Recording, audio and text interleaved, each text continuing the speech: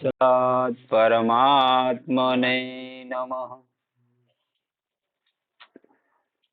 પ્રેમથી જ પરમાત્માને મેળવી શકાય છે. પ્રકરણ આલે છે. એમાંનું એક પ્રકરણ આવે છે પ્રેમનું સ્વરૂપ શું છે એ બતાવે છે. ખરેખર તો પ્રેમનું સ્વરૂપ અનિર્વચનીય છે, કહી શકાય તેમ નથી. પરંતુ તેનું થોડું અનુમાન જરૂર થઈ શકે તેમ છે. પ્રેમ થતા પ્રેમ કરવાને માટે કહેવામાં આવતું નથી. લોભીને એવું તો કહેવાની જરૂર નથી પડતી કે તમે રૂપિયાને પ્રેમ કરો. ક્યારેય બાપ દાદાને પારસ નજરે જોયું ન હોય તો પણ લોભીને પારસ માટે પ્રેમ હોય જ છે. તેનું નામ જ સાંભળતાની સાથે જ તેનું મોં ખીલી ઉઠે છે. એ જ રીતે લોભીને ધનની અને કામી પુરુષને સુંદર સ્ત્રીઓની વાતો સાંભળવી ગમે છે. તે જ રીતે ભગવત પ્રેમી જનને ભગવાનની વાતો સાંભળવી ઘણી વહાલી લાગે છે.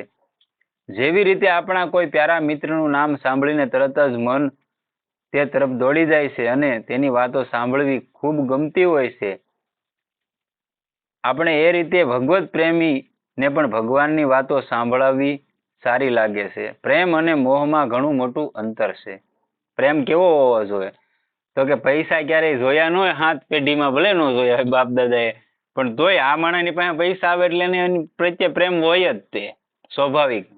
એક કોઈ કામી પુરુષ હોય ને સુંદર સ્ત્રીની વાત કરો તો એ માણસની એમાં લોલુપતા જાય જ તે. જેમ ઈ પ્રેમ હોય એવી રીતનો જે પ્રેમ છે એટલો ભગવાનમાં પ્રેમ થઈ જાય એટલે પરમાત્મા મળી જાય.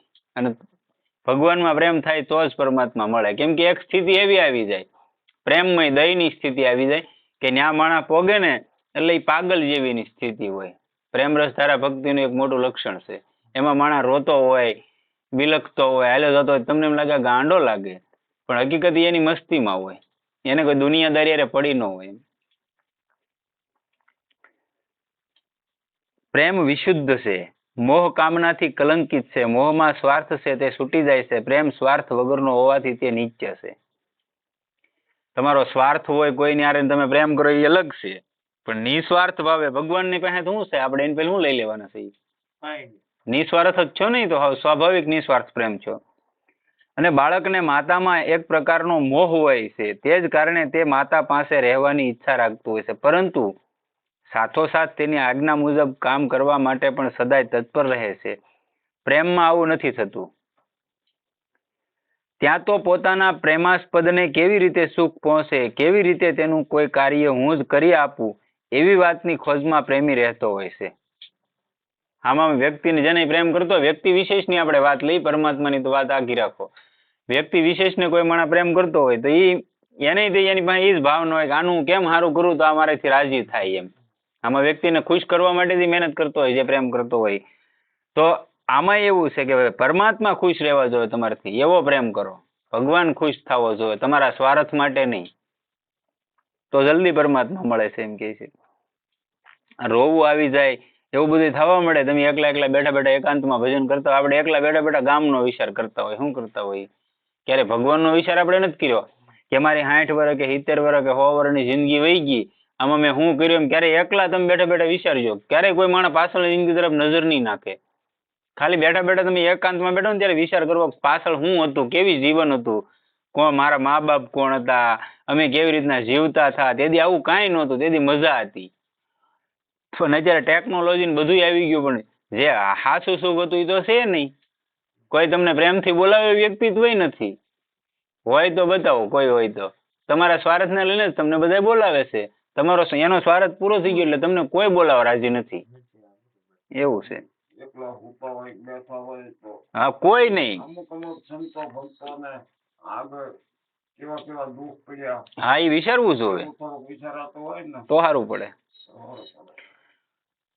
અરે સંતો ભક્તો ને દુઃખ તો હાલો એ કદાચ તમે નો વિચારો, પણ તમે તમારા પોતાના જીવનના વિચારો ને કે મને પ્રેમથી બોલાવનાર કોઈ હતું. આપણા પરિવારના સભ્યો તરફ નજર કરજો તમે. જે તમારું નાનપણ હોય, 15-20 વર્ષની આયુષ તમારી ઉંમર હોય, અને એ ઉંમરમાં તમે નજર કરજો. એ બેન ભારું, ભાઈ બેનું હોય, ભાઈઓ હોય, મા બાપ હોય, એની પ્રત્યે તમારી લાગણીશીલતા હતી. તમે ઘરે આવો, તમે ભલે કાંઈ કામ ન કરતા પણ તો એ માનો મીઠો હાથ ફરતો હોય. આ પ્રેમ તરફ તમને દ્રષ્ટિ કરો ને તો તમને પરમાત્માનો પ્રેમ દેખાય. એક એવો વાત્સલ્યનો પ્રેમ ભગવાને મામાં મૂકેલો છે. માં છે ને એક એવું સ્વરૂપ છે કે ભગવાનનું બીજું રૂપ છે. એમાં એવો વાત્સલ્ય પ્રેમ મૂકેલો છે, એની ઝલક તમને મામાં જોવા મળે. બીજી દુનિયામાં કોઈની માં એની ઝલક જોવા નથી મળતી. માને ક્યાંય તમારો સ્વાર્થ ન હોય. તમે ઘરે આવ્યો હોય, તમે રાતના 12 વાગે ગયા હોય, ભલે 80 કે 100 વર્ષની માં હુતી હોય, અને તમે ધંધો કરીને, તમે ભલે પસાવરના હોય, ધંધો કરીને થાકીને આવ્યો હોય ને તમે મોડા આવ્યો હોય ને તો તમને પૂછે કેમ ભાઈ મોડું થયું, ક્યાં ગયો છો અત્યાર સુધી? તમે ભલે ને વળકું નાખો કે તમારું મન નહીં પૂછવાનું, પણ તોય એનો જીવ ન રહે. એને એમ થાય કે હજી કેમ નહીં આવ્યો હોય. કોઈક છોકરાને કે ભાઈ ફોન કરો ને, હજી કેમ ન આવ્યો. આ એનો ભાવ હોય. નહીતર એનું તમારું એને કાંઈ કામ ન હોય. આ વસ્તુ એ ઝલક ને જોવા મળે પરમાત્માની. પરંતુ એવા તો ઘણા જ ઓછા લોકો હોવાને ભગવાન અને તેમના ભક્તોમાં જ આવા ભાવ ઘણું ખરું જોવા મળે છે. બાકી કોઈનામાં આવો ભાવ જોવા મળતો નથી. ભગવાન એના ભક્તોમાં જોવા મળે. હેતુ રહિત જગજુગ ઉપકારી, તુમ તુમ્હાર સેવક અસુરારી, ઉમા રામ સમહિત જગ માહી, ગુરુ પિતુ માતુ બંધુ પ્રભુ નાહી, સુર નર મુનિ સબકે યહ રીતિ, સ્વાર્થ લાગી કરી સબ પ્રીતિ. ભગવાન રામ મિત્રતાના લક્ષણ બતાવતા સુગ્રીવને આ પ્રમાણે કહે છે. જેન મિત્ર દુઃખ હોહી દુખારી, તિન્હી બિલોકત પાતક ભારી, નિજ દુઃખ ગીરી સમ રજ કરી જાના, મિત્રક દુઃખ રજ મેરુ સમાના. जिन्हीं के असमति सहज न आई, ते सठ कह हठी करत मिताई, कुपथ निवारी सुपथ सलावा, गुण प्रगटे अवगुणी दुरावा, देत लेत मन शकन धरई, बल अनुमान सदा हित करही, विपत्ति काल कर सतगुण नेहा, श्रुति कह संत मित्र गुण एहा, सखा सोस त्यागहु बल मोरे, सब विधि ઘટબ કાજ મેં તોરે. સુગ્રીવને ભગવાન મિત્ર કેવો હોય છે એની વાત કરે છે. આ સ્વાર્થની વાત આવી ને, પ્રીતિની વાત આવી એટલે બતાવે છે. રામ ભગવાન રામચરિત માનસમાં કહે છે, ગોસ્વામી લખે છે, ભગવાન એને આ રીતે જ નભાવ્યો. સીતાજીના વિરહ દુઃખને સહન કરીને પહેલા તેમણે સુગ્રીવના દારૂણ દુઃખને દૂર કર્યું. શુદ્ધ પ્રેમ કેવળ સજ્જનોમાં જ જોવા મળે છે. સંસારમાં મોહ અને કામ જ વિશેષ છે. ભાઈ અને પત્ની ઘણો પ્રેમ કરતા હોય છે એમ આપણને લાગે છે, તેમાં પણ મોહ જ રહેલો છે. કોઈ સ્વાર્થ રહેલો છે. મેં ઘણી વાર નથી વાત કરેલી કે ભાઈ તમારું એ કામ પૂરું એટલે તમને કોઈ ન બોલાવે એમ. જો એમ ન હોત તો તેના મન પ્રમાણે જ તેમના આચરણ પણ હોત.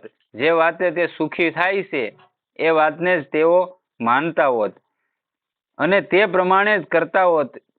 તે ખાદી પહેરે છે અને તેને સારી કહે છે, તો તેનો પુત્ર, ભાઈ કે સ્ત્રી પણ ખાદી જ પહેરતા હોત. પણ એવું બને છે ઘણું જ ઓછું, કારણ કે પ્રેમ ઓછો છે. મોહ અથવા કામ વિશેષ છે. એનું કેવું જીવન છે, આ કોણ છે, હું એની નિષ્ઠા છે, હું એની નૈષ્ઠિકતા છે, એની તરફ નથી જોતા. આની કરતા વિશેષ દેખાય અને એનો લાલચ છે એટલે એવું જીવન જીવે પરાયણે. આનાથી તેના આચરણ પોતાની ઈચ્છા પ્રમાણેના થાય છે. આવી સ્ત્રી પતિને પોતાના સુખની પ્રાપ્તિને માટે જ પ્રેમ કરે છે, બાકી કોઈ ઈચ્છા રહેતી નથી.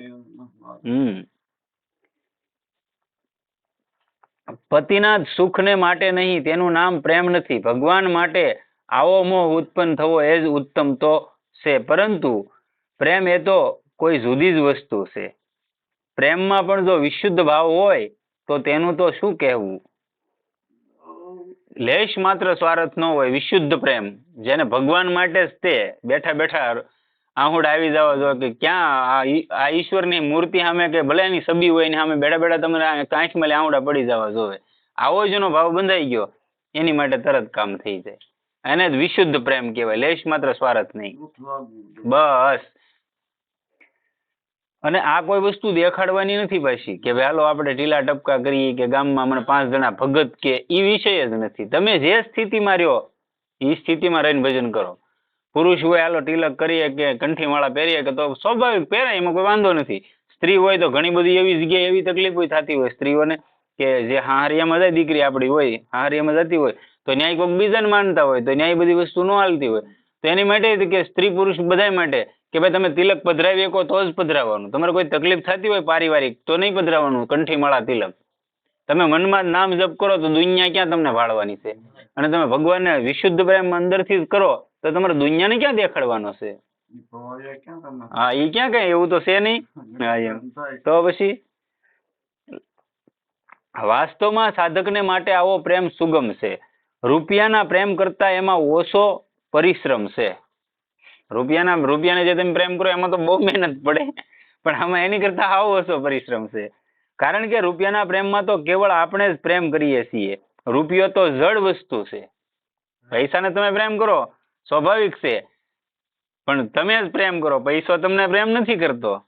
અને અહીંયા તો ભગવાનને તમે 5% પ્રેમ કરતા હોય ને તો એ તમને આમ 100% કરતો હોય પ્રેમ. બે સામે એવા છે ને. અને તેથી તે આપણને પ્રેમ નથી કરી શકતો. પરંતુ ભગવાન તો તે જડ વસ્તુ નથી, પરમ પ્રેમી છે. આપણે જેટલો પ્રેમ કરતા હોઈએ છીએ તેનાથી ઘણો બધો વધારે તે આપણને કરતા હોય છે.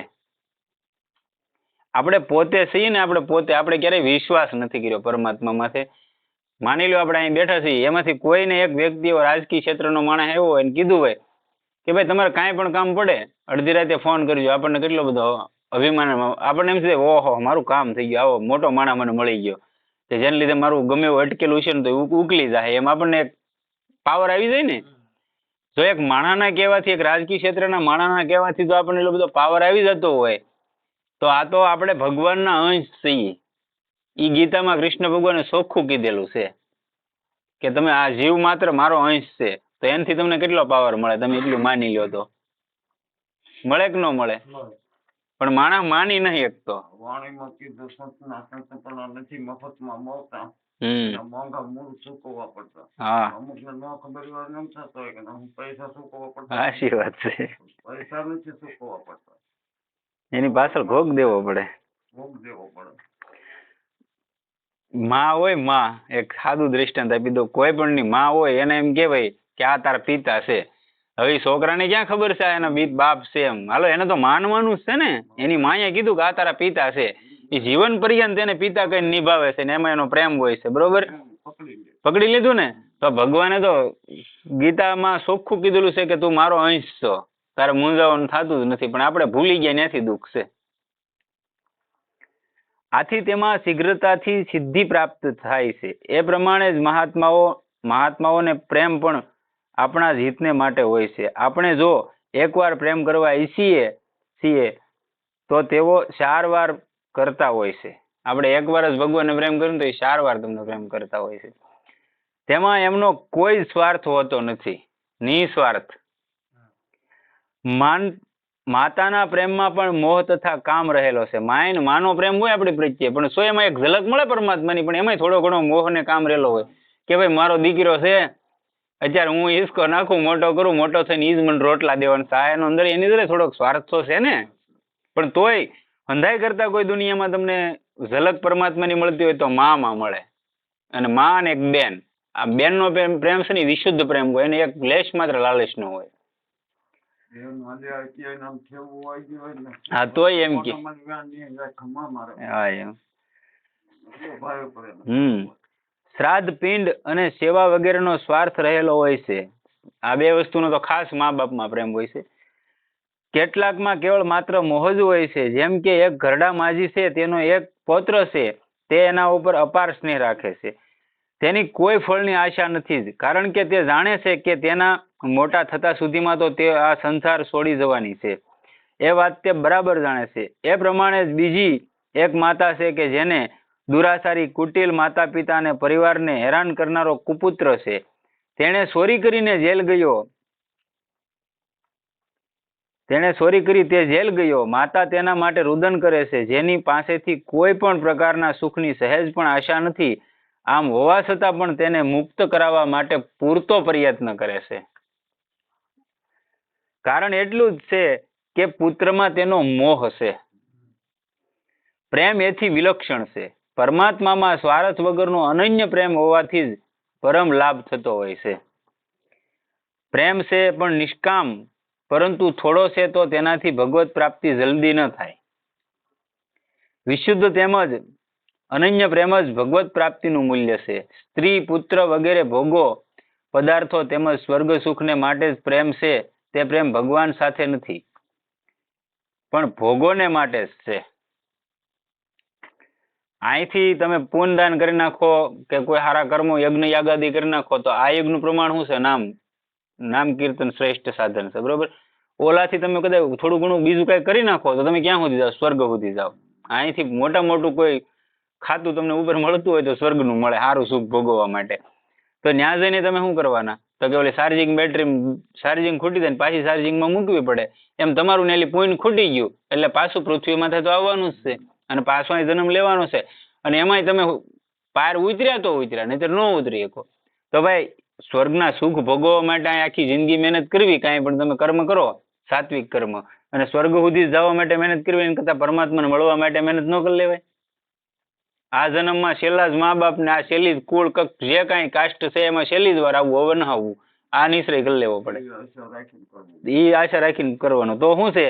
તો એનો બીજી ફેરી જે તમારું બાકી રહી જાય ને, બીજી ફેરી તમને બાકી રહી જાય, તમે સ્વર્ગમાં ન જાવ એમ, તો તમને બીજી બાકી રહી જાય ને એનો બીજો જન્મ મળે છે. અને બીજા જન્મે તરત તમારે જ્યાંથી અધૂરું હોય ત્યાંથી શરૂ થાય. કોઈ આયલી ભજન કરતો કરતો માની લો આયુષ મારી પૂરી થઈ ગઈ, હું ભજન કરું છું, મારી આયુષ પૂરી થઈ ગઈ, તો હવે મારું જ્યાં હું પોગેલો છું ને એ સ્થિતિએ મને બીજી વાર પાછું જન્મ મળે, ભજન કરેલું હોય તો.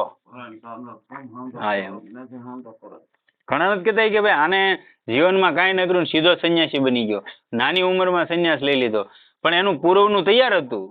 હા એમ.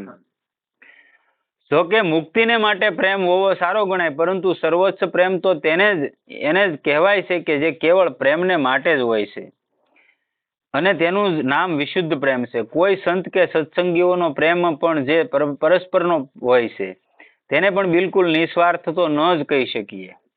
નિસ્વાર્થ હોત તો સંત એમ શા માટે કહે કે સત્સંગમાં વધારે માણસો આવે અને બરાબર સમયસર આવે, એનાથી સમજી શકાય છે. નિસ્વાર્થ હોય ને તો એને કાંઈ લેના દેના ન હોય. 2 જણા બેઠા હોય તોય સત્સંગ કરતો હોય, અને કદાચ 500 બેઠા હોય તોય કરતો હોય. તમારો ફિક્સ ટાઈમ હોય, પછી અહીંયા ભલે ને 2 જ બેઠા હોય, 9 વાગ્યાનો આપણો ફિક્સ ટાઈમ છે, 9 વાગે શરૂ થઈ જાવ, જો પછી 20 જણા આવી જાય એનો કોઈ અફસોસ નથી. બાકી આપણા ટાઈમે થવું જોઈએ. મતલબમાં આને સ્વાર્થ ન હોય તો. હવે સ્વાર્થ હોય ને 5 જણાને સમજાવવા જ હોય ને એવું બધું કરવું હોય તો એને બધાને વાટે રહેવું પડે કે ભાઈ બધા આવ્યા પછી શરૂ કરીએ. કોઈ સ્વાર્થ હોય છે, કોઈ આવે છે ધનને માટે, કોઈ આવે છે ભજન ધ્યાન વધારવાના આશ્રયથી, કોઈ આવે છે માન મોટાઈ માટે, તો વળી કોઈ એમ સમજતા હોય છે કે કંઈક ને કંઈક લાભ તો જરૂર થવાનો જ છે. બધા સમજીને જ આવે છે એવું નથી. આ પ્રમાણે સ્વાર્થ રહેતો હોય છે. જો સત્સંગીઓની વિરુદ્ધમાં કંઈક કહેવામાં પણ આવે તો તેઓ સાંભળતા જ હોતા નથી, બિલકુલ બેપરવાહીથી વર્તે છે. જો સંત કોઈ ઉપદેશથી પોતાના સ્વાર્થની વાત કરે તો લોકો સાંભળી લેતા હોય છે, પણ છેવટે તો ઘૃણા જ થઈ જાય છે. ભક્તિના પ્રસારમાં પણ જો પ્રસારનો સ્વાર્થ નજરે પડે તો લોકો તરત જ તેને છોડી દેશે. સંત દ્વારા અચાનક લેવામાં આવેલી પરીક્ષામાં તો કદાચ કોઈ ઉત્તીર્ણ થાય છે, કદાચ લોકો તેને પાગલ સમજે છે, અથવા સ્વાર્થી, અને છેવટે તેને છોડી પણ દેશે.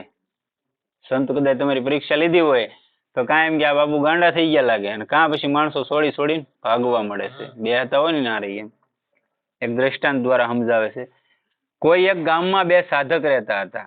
તેઓ રોજ ગામમાંથી રોટલા માગી લાવતા હતા, અને ગામથી બહાર કોઈ વૃક્ષ નીચે બેસીને તેઓ એક વખત ખાઈ લેતા અને પછી ત્યાં જ રાત દિવસ ભજન ધ્યાનમાં મસ્ત રહેતા હતા. હવે તેમના ભજનની મસ્તી જોઈને લોકો તેમની પાસે આવવા જવા લાગ્યા. ગામમાં તેમની કીર્તિ બરાબર ફેલાઈ ગઈ. રાજાના કાને વાત પહોંચી ગઈ. રાજા પણ દર્શન કરવાનો વિચાર કરવા લાગ્યો.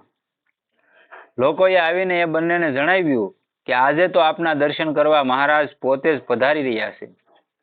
એ 2 જણે વિચાર્યું કે આ તો મોટી આફત આવી. સાધકો ક્યાંયથી પણ જો માન મોટાઈ પામવા લાગશે અને જો તેમાં તેમનું મન સોંટશે તો તેમના મનમાં જરાય વાર નથી લાગતી. તેમના પતનમાં જરાય વાર નથી લાગતી. માન મોટાઈ બડાઈમાં ફસાઈ ગયો એટલે એનું પતન થઈ જાય છે. આવો વિચાર કરીને તે લોકોએ રાજાની સવારી દૂરથી, એટલે અહીં બતાવે છે લોકોએ રાજાની સવારી દૂરથી જોતા જ રોટલાની બાબતમાં અંદરો અંદર ઝઘડવાનું શરૂ કરી દીધું. એટલામાં તો રાજાની સવારી ત્યાં સુધી આવી પહોંચી ને તે લોકોએ પાતળી કે જાડી અથવા તો એક એક કે અડધી અડધી રોટલી માટે લડતા જોઈને રાજાએ પોતાના મનમાં જ સમજી લીધું કે અહીં કોઈ સાર છે નહીં, અહીંયા કઈ સાર નથી. એમ આવડાથી કે રોટલી હાટું બાંધે. ઓલા એને એવું વિચાર્યું કે જો રાજા અહીંયા આવી જાય અને માન મોટાઈ મળી જાય તો આપણું પતન થઈ જાય. એને એવું વિચાર્યું. અને આવડાને એવું જોતું કે રાજા અહીંયા ન આવવો જોઈએ, જો રાજા અહીંયા આવી ગયો તો અમારા ભજનમાં બાધા પડી જાય. અને એવું આપણે અહીંયા ગિરનારમાં બની ગયેલી ઘટના છે. પાંચાળમાં એક મહાત્માનું નામ રામદાસજી હતું. આ રામદાસજીને વડોદરાના રાજા દર્શન કરવા આવ્યા હતા. કોઈ વાત કરી કે ભાઈ મહાપુરુષ, સિદ્ધ મહાપુરુષ છે. એટલે ત્યાં આવે છે તો રાજાની સવારી આવતી હોય ને મહાત્મા અને શેલો બે ભાળી જાય કે હારું આ તો લોસો થાય, દુનિયા અહીંયા બધી આવવા મળશે, રાજા આવે એટલે બીજા બધા આવવાના છે, નાના મોટું માણસ ભારે કરી કે. એટલે એને રાજાની બધા આવતા છે ને જ્યાં નજીક પહોંચવાના છે ને ત્યાં જે બાપુ ગાદીમાંથી બેઠા હતા ને રામદાસજી મહારાજ ખાખી હતા, એને તરત હાવજનું રૂપ લીધું ને મારી ડણક આખું દળ કટક ભાગ્યું દોડ ગાયે ઘા. કે ભાઈ ન્યા કેવો બાપુ? કે હાવજ છે. વૈયા ગયા પછી પાછા બાપુ ઓલી આગળ જો તક બાપુ બેઠા ને પાસે આવ્યા હતા હાવજ. લાવું કરે મહાપુરુષો છે એને ક્યાંય માણસ ની ઓલું ન હોય, પડી ન હોય એમ. કેમ કે માન મોટાઈ મળી જાય તો એનું ભજન તૂટી જાય.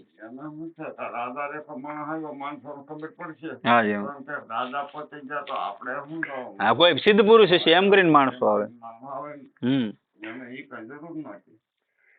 રાજા ત્યાંથી પાછો વળી ગયો. સ્વાર્થના બનાવટી દ્રશ્યથી પણ જ્યારે પ્રેમ દૂર ભાગે છે ત્યારે અસલી સ્વાર્થમાં તો પ્રેમ રહી કેવી રીતે શકે? બિલકુલ અસંભવિત છે.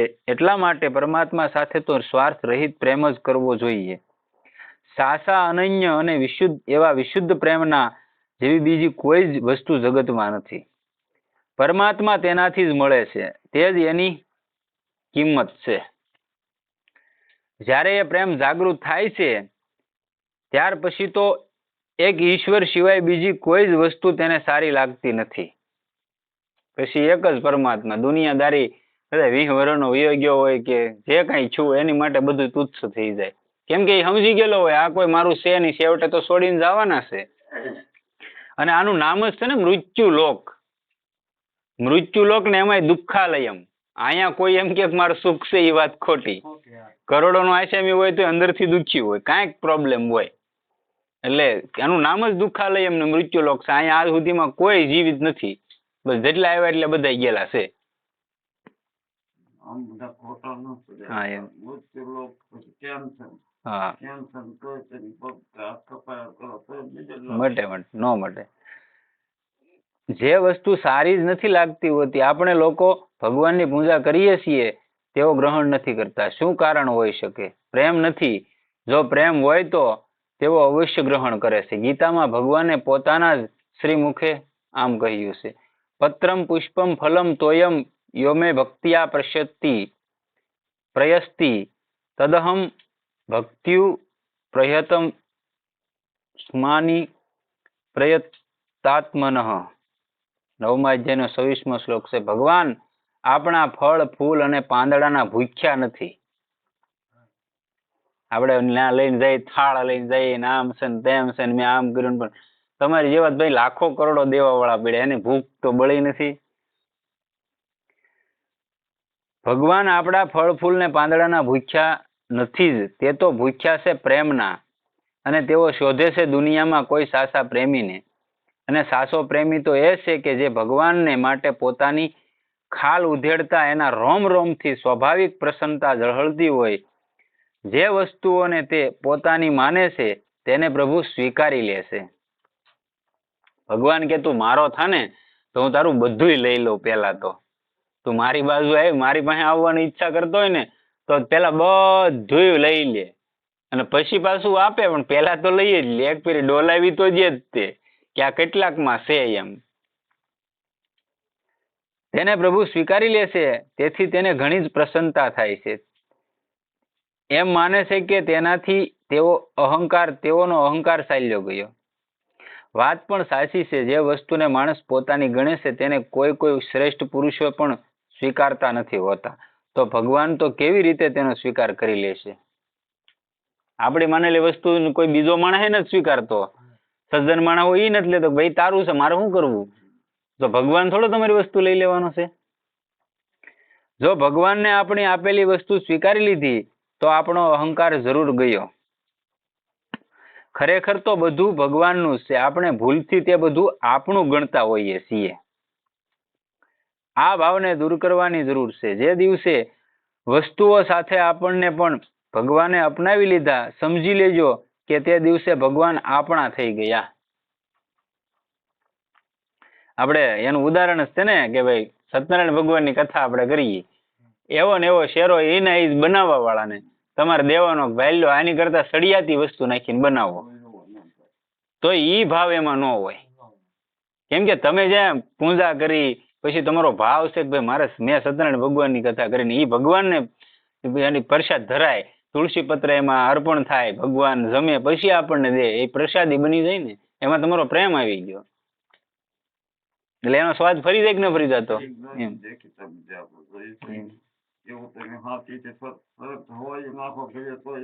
તોય ન થાય એમ. હા એમ.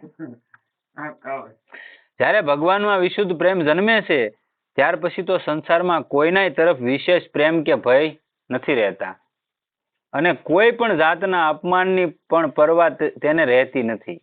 પછી તમે એને ગમે એવું અપમાન કહી દો, ગમે એવો કટુવસન કહી દો, ગમે એવો ફૂલાવી દો, એને કઈ ફેર ન પડે. એ એની મસ્તીમાં જીવતો હોય.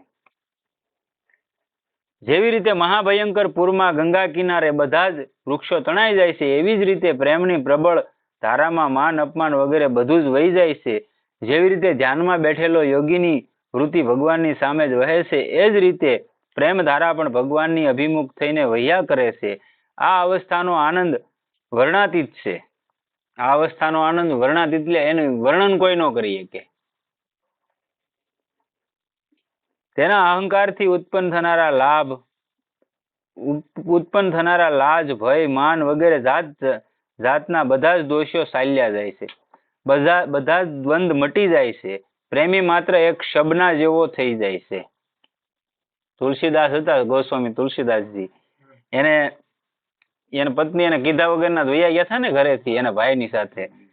તો વૈયા ગયા એટલે તુલસીદાસ ને એમ હતું મને કીધા વગરની ગયા તો વાંધો નથી, પણ વૈયા કેમ ગયા? એની વગરનું એક મિનિટ નો રહી શકો. તો તુલસીદાસ દોટ મૂકીને ભાગે છે, તો ભસ્મા નદી હતી.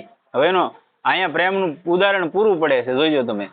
તુલસીદાસજી વૈયા ગયા, હવે ખબર એમ નથી કે ભાઈ મારે આમાં કિનારે જવું કેમ એમ.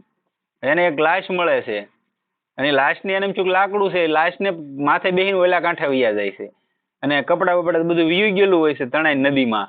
ઉપર ચડવા માટે કે શું જોવે, તો એને એમ લાગ્યું દોડું છે ને હકીકત સર્પ હતો. એ સર્પને પકડીને ઉપર ચડી જાય છે, અને એને બરોબર વીજળીનો કડાકો છે. એના પત્ની ભાળી ગઈ કે આ કોણ અહીંયા ઝરૂખે બોલકાની સાઈડ થી, કે તમે કેમ અહીંયા? કે હું કે હેમાં આવ્યા? હું તો નદી પાર કરીને એને જોયું, નદી બાજુમાં જ હતી. કે આ નદી કેમ પાર કરવી? કે હેની માથે આવી? કે લાકડું. અહીંયા ઉપર કેમ સીડ્યા? કે દોરડું છે અહીંયા. હવે એની પત્નીને ખબર હતી કે કાંઈ નથી, આ દોરડું ક્યાંથી આવ્યું? પછી ઓલું ફાનસ પેલા તો આવતી નહીં, ફાનસ લઈને પત્ની બહાર આવ્યા, જોવે છે તો સર્પ ટીંગાતો તો ઈ મરી ગયો હતો, અને જેની માથે બેહીને આવ્યા હતા એ લાશ હતી પડી ગયેલી. એની પત્ની એમ જોયું ફાનસ નું અંજવાળેથી, એ કે જોવો તો ખરા શું છે એમ. એટલે દુર્ગંધ મારતા તુલસીદાસજી. પછી એની પત્ની કીધું કે જેટલો મને પ્રેમ કર્યો ને એટલો પ્રેમ તો ભગવાનને કર્યો હોત ને. આજે મારી પાછળ તમારે અહીંયા આવવું પડે, તમને નદી પાર કરવામાં જો લાશ ન દેખાણી, મળદું ન દેખાણું, ને અહીંયા સર્પ નો દેખાણો, જેટલો પ્રેમ ભગવાનને કર્યો હોત તો ભગવાન મળી જાત. ત્યાં તુલસીદાસજી કહે છે કે તું મારી માં આજ તે મને શેતાવી દીધું, ત્યાંથી નીકળી જાય છે. અને પછી ભજન કરે છે, અને પછી તેને 3 વાર ભગવાન મળે છે. 1 વાર નહીં, 3 વાર. 2 વાર મળે ત્યારે હનુમાનજી કહે છે કે ભાઈ જો આ ભગવાન છે એમ. પહેલી વાર ચિત્રકૂટમાં મળે, રામ લક્ષ્મણ બાળ રૂપમાં મળે ઘોડેશ્વરમાં. તો કહે છે કે ભાઈ જોયા તે? હનુમાનજી કહે જોયા? એ કહેતા કે નહીં. પેલા ઘોડેશ્વર ગયા ભગવાન તો મને નથી ખબર. કે એકવાર તમે દર્શન કરાવો. પછી તુલસીદાસજીની બરોબર આ ચિત્રકૂટનો ઘાટ માથે બેઠા હોય, અને રામની આવે અને આ હનુમાનજી પોપટનું રૂપ લઈને બેસી જાય. ભગવાનની આવે ને તો એમ કે બાબા સંદન ઘૂંટતા હોય તુલસીદાસજી કે બાબા સંદનનું તિલક કરી દેવો. સંદનનું તિલક કરાવવા બાળ રૂપમાં હોય ભગવાન. એટલે સામે હનુમાનજી બોલે ચિત્રકૂટ કે ઘાટ પે ભઈ સંતન કી ભીડ તુલસીદાસ સંદન કી સે તિલક કરે રઘુબીર. ત્યારે એને થાય આજ ભગવાન છે, પછી એને પકડી લેશે ભગવાન. જો એક વ્યક્તિ એને પત્નીએ શેતાય હોય શેતી ગયા તો અમે પરમાત્મા મળી ગયા કે ન મળી ગયા. 500 વર્ષ પહેલાની વાત છે, જાજી આખી વાત નથી. અને 70 વર્ષની ઉંમરે 70 કે 77 વર્ષની ઉંમરે એને રામચરિત માનસનું લખાણ પૂરું કર્યું હતું. હા. ભગવાન પણ સદાય આવા જ પ્રેમીને આધીન રહેતા હોય છે. જે પ્રભુને પોતાનું સર્વસ્વ અર્પણ કરી દેતા હોય છે, ભગવાન પણ તેને પોતાનું સર્વસ્વ સોંપી દે છે. પ્રેમ વધતા શરીરમાં રોમાંચ થાય છે. જેમ પૂર્ણિમાના ચંદ્રને જોઈને સમુદ્રમાં ભરતી આવે છે, તે જ પ્રમાણે ભગવાનના મોહન મુખ કમળને જોઈને પ્રેમી ભક્તના હૃદયમાં પણ આનંદની લહેરો ઉછળવા લાગે છે. તેના હૃદયમાં પ્રેમનો સાગર ઉભરાય છે અને તેમાં સમાતો નથી, કંઠાવરોધ થઈ જાય છે અને છેવટે ભ્રકુટી તથા બ્રહ્માંડ સુધી પહોંચીને તે પ્રેમીને બેહોશ બનાવી દે છે. તેની સ્થિતિ અસળ પ્રતિમાના જેવી થઈ જાય છે. જ્યારે ભગવાનને માટે વ્યાકુળતા થઈ આવે છે, ત્યારે ભગવાન પણ ભક્તને માટે વ્યાકુળ થઈ જાય છે. સીતા અશોક વાટિકામાં રામને માટે વિલાપ કરી રહ્યા છે, તો રામજી પણ સીતાજી માટે વ્યાકુળ થઈને તેને વનવનમાં ખોળતા ભમી રહ્યા છે. આવો પ્રેમ છે સદગુરુદેવ. જો આજે આપણે ભગવતી રૂકમણી અથવા તો દ્રૌપદીની જેમ વ્યાકુળ થઈએ, તો ભગવાન પણ એ પ્રમાણે જ વ્યાકુળ થઈને આપણને દર્શન આપવા માટે જરૂર પધારશે. ભગવાન વિધિથી સંપન્ન થતા નથી, તેમને તો સાસો પ્રેમ જોઈએ છીએ. પ્રેમમાં કોઈ જ નિયમની જરૂર નથી. જે નિયમોથી જકડાયો છે તે જ ઉચ્ચ પ્રેમ નથી. જે નિયમનમાં હોય ને એ ઊંચો પ્રેમ નો કહેવાય, એને કોઈ નિયમ ન હોય. પ્રેમમાં નીતિ માન વગેરેનો સંપૂર્ણપણે સ્વાભાવિક રીતે જ અભાવ હોય છે. નિયમ તોડવા પડતા નથી, આપમેળે તૂટી જતા હોય છે. આવી સ્થિતિમાં સાસો પ્રેમ ખીલી ઉઠે છે. અહીં કોઈ પણ જાતના બનાવટી શણગાર નથી થતા. ભક્ત પ્રેમરૂપ બનીને ભગવાનમાં એકરૂપ થઈ જાય છે. આ જ વિશુદ્ધ પ્રેમ છે. મીરાબાઈને કોઈ કીધું કે તમે ઘુંઘરું બાંધીને કરતાલ ન ખખડાવતા અને કીર્તન ખાલી કરો, એ 5 મિનિટ કરે ને ત્યાં એને ઘુંઘરું ખખડવા મળે, એને ઊભું થઈ જવું પડે, કેમ કે વિશુદ્ધ પ્રેમ હતો. હા, એમ પ્રેમ છે ભગવાનનું આ જ સાસુ સ્વરૂપ છે. ભાગ્યવતી ગોપીઓમાં પણ આવો જ સાસો પ્રેમ હતો. તેમના પ્રેમને જોઈને તો જળ જીવો પણ પીંગળી જતા હતા, તો પછી માણસની તો વાત જ શું કરીએ. તે પ્રેમ વિહવળતાથી ઓતપ્રોત થયેલી હવા પણ પ્રેમનો પ્રવાહ વહેવડાવે છે. જે જગ્યાએ પ્રેમી વિચરણ કરે છે ત્યાંની બધી જ વસ્તુઓ પ્રેમમય બની જતી હોય છે. પ્રેમ જેને સ્પર્શ કર્યો હોય છે તે જગ્યા તેમજ તેના ચરણોને અડી છે, તે ધૂળ પણ પ્રેમ સ્વરૂપ બની જાય છે. આ રહસ્યને સાચા ભગવત પ્રેમી હોય તે જ જાણી શકે છે. આવો પ્રેમ એક ભગવાન સિવાય બીજા કોઈનામાં હોતો નથી. જે પ્રેમને સાંભળી ઉદ્ધવજી પ્રેમના પ્રવાહમાં વહેવા લાગ્યા હતા, જો આપણે પણ તે બરાબર સાંભળીએ તો આપણી પણ એવી સ્થિતિ થઈ જાય. પણ તે ક્યાં સાંભળવા મળે? બનાવટી વેશ ધરવામાં આ વાત નથી. બનાવટી વેશ ધારણ કરીને જે બેઠા હોય ત્યાં આ વાત બની શકતી નથી. સાસે સાસ વાસ્તવિક બને તો જ થઈ શકે છે. તમારો કોઈ પણ અહીંયા આપણે 4-5 બેઠા તોય આપણને કોઈ વાંધો નથી. કદાચ અહીંયા 500 બેઠા હોય તોય આપણે જે વાત કરીએ એ જ વાત થતી હોય. 1 રૂપિયાનો સ્વાર્થ ન હોય, લેશ માત્ર કોઈની જરૂર ન હોય, એ માણસ તમને હાસું કહીએ કે જેને તમારું લોભ કંઈક હોય, મારે તમારી કંઈક આશા હોય કે ભાઈ આવશે ને કંઈક લાવશે અને મારું કામ થાય, એ માણસ હાસું ન કહીએ કે. સુંદરીના કામ કટાક્ષોથી ઘાયલ થયેલો માણસ હોય તો તેને બધે જ જગતભરમાં સ્ત્રી અને સ્ત્રી જ દેખાવા લાગે છે અને તે એમાં જ ખરો આનંદ માનતો પાગલની જેમ ફર્યા કરે છે, જે ખરેખર એક નકામી એવી તુચ્છ વાત ગણાય છે. હવે જુઓ, જેને તે પરમાનંદ સ્વરૂપ પરમાત્મા એવા શ્યામ સુંદરના કટાક્ષ બાણ વાગ્યા હોય તેની ભલા કેવી સ્થિતિ થશે? એક સ્ત્રીના પ્રેમમાં કોઈ માણસ પડી ગયો હોય અને એ એને નકારી દે અમુક સમય જતા. કેમ કે સ્વાર્થ વગર કોઈ પ્રેમ નથી કરતું. તમારે આગળ કાંઈ ન હોય, તમે ખાલી થઈ ગયા એટલે કોઈ પણ સ્ત્રી હોય તમને નકારી દેવાય. નકારી દીધા એટલે તમે નવીરા થઈ ગયા. હામો મને અઢળક પ્રેમ કરતો હોય તો એની હાલત શું થાય ખબર? છેલ્લે આપઘાત કરે, આત્મહત્યા કરે ને આવું કરે. કેમ કે સહન ન કરી શકે. એનો ભલે જેવો પ્રેમ હોય પણ બહુ અતિશય ગાઢ પ્રેમમાં ડૂબી ગયેલો હોય માણસ. વાસનાનો ભલે હોય પણ હોય એવો. જો એટલો પ્રેમ અહીંયા કન્વર્ટ કરી નાખે, ફેરવવાનું એટલું જ હોય કે સ્ત્રીમાં છે એ પ્રેમ પરમાત્મામાં એટલો જ તે, એટલો જ વિલાપ ને એટલું રુદન ને એટલી કરુણતા વશ જોઈ ભગવાનને અપનાવી લે તેનું કામ થઈ જાય. તે કેવા આનંદમાં મતવાલો થશે, તેને જગતમાં શું દેખાતું છે આ વાત નથી આવતી. કલ્પનામાં કે નથી કોઈ એવી ચીજ મળતી કે જેની સાથે તેની તુલના કરી શકાય. જો આને ધૂળનો કણ પણ તેને પૃથ્વી અથવા દર્પણમાંનો સૂર્ય અને તેનો સાસો સૂર્ય કહીએ તો પણ તે ઉચિત સરખામણી નહીં બને. આમ પણ તે આનંદનું અનુમાન પણ લગાવી નહીં શકીએ. ખરેખર તો એ ભગવત પ્રેમી બરફની પૂતળીની માફક ભગવત સ્વરૂપ જ બની જાય છે. તેનાથી ભગવાનના સ્વરૂપનું વર્ણન કરવાની આશા રાખી શકાતી નથી. જે પામી ગયેલો હોય ને ક્યારે ભગવાનના સ્વરૂપનું વર્ણન ન કરે કે ભગવાન આવા છે કે એનો આવો આનંદ છે. આ જે વાતો કરતો હોય એ પામ્યો ન હોય, એ ફાઇનલ વાત હોય. કેમ કે ત્યાં સુધી પહોંચ્યો જ નથી, એનો અનુભવ નથી કર્યો. જેને અખંડ આનંદનો અનુભવ છે એ માણસે કર્યો ન હોય. તમે એકવાર અનુભવ કોઈ પણ કરી લીધો એ માણસ પછી એનું વર્ણન તો ન જ કરીએ. કે વાત કરીએ કે સત્સંગની કે ભાઈ ભજન કરો કે આજે શાસ્ત્રોના આધારિત વાત કરીએ કે બાકી જેમ સેમ પરમાત્માનું વર્ણન ન થઈ શકે. કેમ કે એ તો જેને અનુભવ કર્યો એને જ ખબર હોય કે શું છે એમ આનંદ. સ્વરૂપનું વર્ણન કરવાની આશા રાખી શકાતી નથી, કારણ કે તે ભગવાનથી અલગ રહેતો જ નથી અને બીજું કોઈ બતાવવામાં સમર્થ નથી.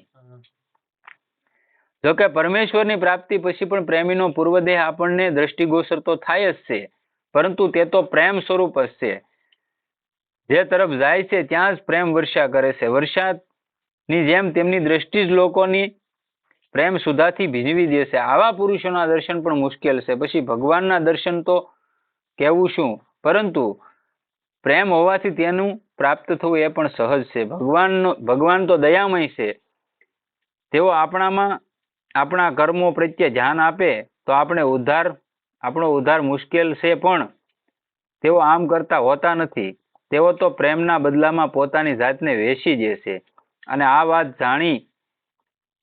જે જાણી લેશે તે તો તેમના શરણે જઈને તેમને પ્રાપ્ત કરી લેશે. એવું નથી કે આપણીથી જ ભૂલ થઈ જાય. જેને આખી જિંદગી ભજન કરેલો એવા મહાત્મા હમણાં એક આવ્યા હતા હિત પ્રેમાનંદ પાસે કે ભાઈ મારેથી એક દોષ શું છે મને ખબર નથી, પણ જે મને અનુભવ થતો, રામ ઉપાસક હતા, રામ ભગવાનનો ઉપાસક હતા, એટલે મારથી હું દોષ છે મને ખબર નથી, પણ મારું ભજન ઊભું રહી ગયું. કે અમારથી જે અનુભવ મને થતા હું ભજન કરતો અને જે ઊંડાણથી મને અનુભવ થતા એ ત્યાં ઊભું રહી ગયું કે હવે થતા નથી એમ. એટલે મહાત્માએ કીધું કે ભાઈ તમારથી કોઈ વૈષ્ણવનો અપરાધ થઈ ગયો, કઈ દોષ થઈ ગયો, વૈષ્ણવ સંતોનો અથવા કોઈ સાધકનો દોષ થઈ ગયો છે બ્રાહ્મણનો કેવો, કે મારા ખ્યાલ પ્રમાણે મને ખબર છે ક્યાં સુધી નથી થયો એમ એવો કોઈ દોષ મારાથી. તો એ કે તમારાથી ગમે જ્યારે ભવિષ્યમાં કાંઈ દોષ છો હોય તો જ આ વસ્તુ બને, નકર બને નહીં. પછી એને એમ કીધું કે ભાઈ મને ખબર નથી મારાથી કોનો દોષ છે. પછી એને બતાવે છે રસ્તો. એ આવડે ને મહાત્માએ એમ કીધું કે મને એક બાબાએ કીધું કે જો એ કોઈ સિદ્ધ મહાપુરુષ હોય તમારી માથે હાથ મૂકી જાય તમારું ભજન પાછું હાલવા મળે. આ બાબા કે માથે હાથ મૂકવાની જરૂર નથી, કે હું ખાલી કહું એટલું તમે કરી નાખો તોય તમે આ દોષમાં છૂટી જાઓ. જો 70 વર્ષની જિંદગી વહી ગઈ હોય, જેને સાધુમાં આખી જીવન બતાવ્યું હોય અને એનાથી જો આવું થઈ જાય તો એનું ભજન ઉભું રહી જતું હોય તો આપણે તો તુચ્છ માણા કહેવાય. એટલે આપણે તો રોજ પ્રાર્થના કરવી કે ભાઈ મને ન ખબર, હું આખો દી ગૃહસ્થમાં રહું, મહેનત મજૂરી કરું, મારા બાળકોનું ભરણ પોષણ કરું છું અને જે મારે આગળ સમય મળે એ સમય આમાં આપું છું. આખો દી કામ કરેલું સાંજે ભગવાનની પાસે જઈને 2 હાથ જોડીને 1 મિનિટ પ્રાર્થના તો આપણે કરી દઈએ ને કે ભાઈ જે કર્યું તને અર્પણ કરું છું, મારું કઈ છે નહીં, એટલું તો આપણે કહીએ દઈએ. તેને ખબર છે તમારી શું જરૂર છે, તમને આપવાનો જ છે, પણ આપણે એ નથી કરી શકતા. વાંધો એ છે. ભગવાન શ્રી રામજીના પ્રેમમાં મત ભાઈ ભરત જ્યારે ચિત્રકૂટ તરફ જઈ રહ્યો હતો ત્યારે તેમના પ્રેમને જોઈને જળ ચેતન રૂપ અને ચેતન જળરૂપ બની ગયા હતા. જ્યારે ભરતના દર્શન માત્રથી જળ ચેતન અને ચેતન જળ બની જાય તો પછી સ્વયં ભરતની સ્થિતિ કેવી થઈ ગઈ છે.